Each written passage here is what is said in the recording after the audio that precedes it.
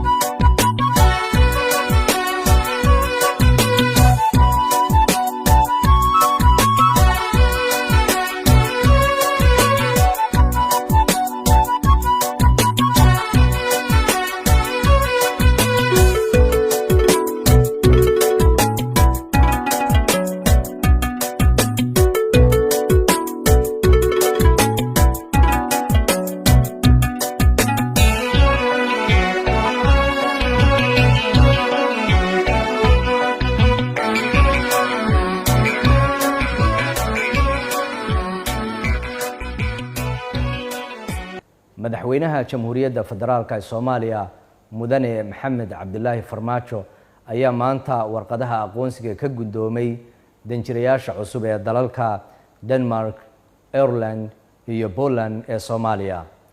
Danjirayaasha cusub ayaa madaxweynaha soo gaarsiiyay salaan iyo fariin ay ka wadaan madaxda iyo boqorada dalalkooda.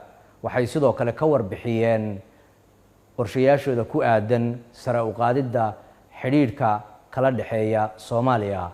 Waxayna ka mahad celiyeen soo dhaweynta diiran ee dawladda federaalka iyo shacabka Soomaaliyeed ba ay u muujiyeen. Madaxweynaha jamhuuriyadda mudane Maxamed Cabdulaahi Farmaajo ayaa dhankiisa danjirayaasha cusub ee uu ka gudoomay warqadaha aqoonsiga uga warbixiyay sida ay dawladda federaalka ee Soomaaliya uga go'an tahay sare u qaadida iyo xoojinta xiriirka kala dhaxeeya dalalka caalamka, xiriirkaas oo ku dhisan iskaashi iyo wax wada qabsi buuxa. Ugu dambeynna madaxweynaha jamhuuriyaddu waxa uu ugu hambaliyeeyay danjirayaasha cusub mas'uuliyadahan loo magacaabay. Waxa uu sidoo kale u sheegay inay soo dhaweyn diiran kala kulmi doonaan shacabka Soomaaliyeed. Dawladda federaalka ee Soomaaliyana ay ku garab siin doonto mas'uuliyadda loo igmaday ee diblomaasiyadeed.